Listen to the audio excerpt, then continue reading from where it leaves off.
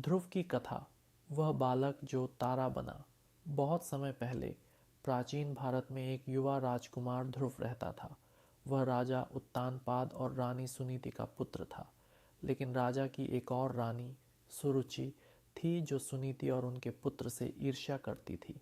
सुरुचि ने यह सुनिश्चित किया कि उसका पुत्र उत्तम राजा की कृपा का पात्र बने, जबकि ध्रुव और उसकी माता की उपेक्षा की जाती रही।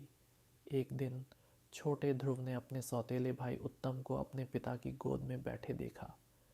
प्रेम की लालसा से भरे हुए वह भी राजा की गोद में बैठने के लिए आगे बढ़ा, लेकिन रानी सुरुचि ने उसे कठोरता से रोक दिया। तुम अपने पिता की गोद में बैठने योग्य नहीं हो, उसने व्यंग्य से कहा। केवल मेरा पुत्र ही यहाँ बैठ सकता है।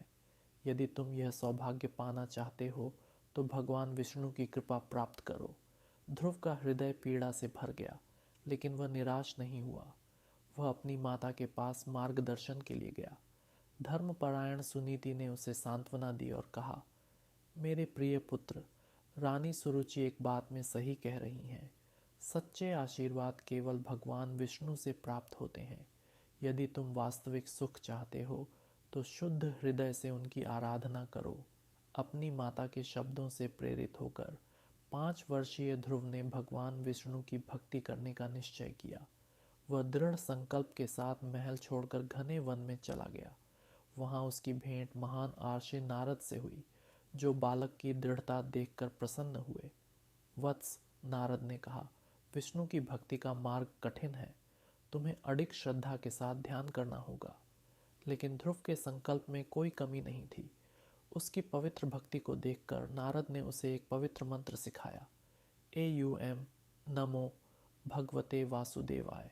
उन्होंने ध्रुव को आशीर्वाद दिया और ध्यान करने की विधि बताई।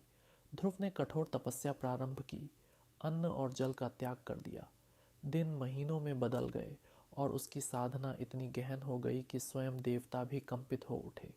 संपूर्ण ब्रह्मांड में ऊर्जा का प्रवाह बदलने लगा, क्योंकि उसकी तपस्या से अपार शक्ति प्रकट हो रही थी। ध्रुव की भक्ति से प्रसन्न होकर भगवान विष्णु उनके सामने प्रकट हुए। उनका दिव्य स्वरूप अद्भुत आभा से प्रकाशित था। ध्रुव ने श्रद्धा से अपनी आंखें खोलीं और भगवान के चरणों में गिर पड़ा। हे प्रभु, उसने प्रार्थना की, मैं केवल आपका आशीर्वाद चाहता हूँ।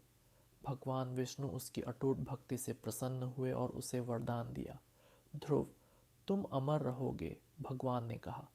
तुम न्यायपूर्वक शासन करोगे और जब पृथ्वी पर तुम्हारा समय पूरा होगा तब तुम स्वर्ग में ध्रुव तारा बन जाओगे, जो सदा आकाश में चमकेगा। ध्रुव अपने घर लौट आया और उसके पिता ने अपनी गलती महसूस कर उसे स्नेहपूर्वक अपनाया। समय के साथ ध्रुव एक महान राजा बना, जिसने न्याय और दया के साथ शासन किया। जब उसके सांसारिक कार्य पूर्ण हुए तब भगवान विष्णु का वरदान पूर्ण हुआ और ध्रुव आकाश में ध्रुव तारा बनकर चमकने लगा, जो अनंत काल तक स्थिर रहेगा। इस प्रकार ध्रुव की कथा हमें सिखाती है कि सच्ची निष्ठा, विनम्रता और भक्ति हमें उच्चतम आध्यात्मिक उपलब्धि तक पहुंचा सकती है।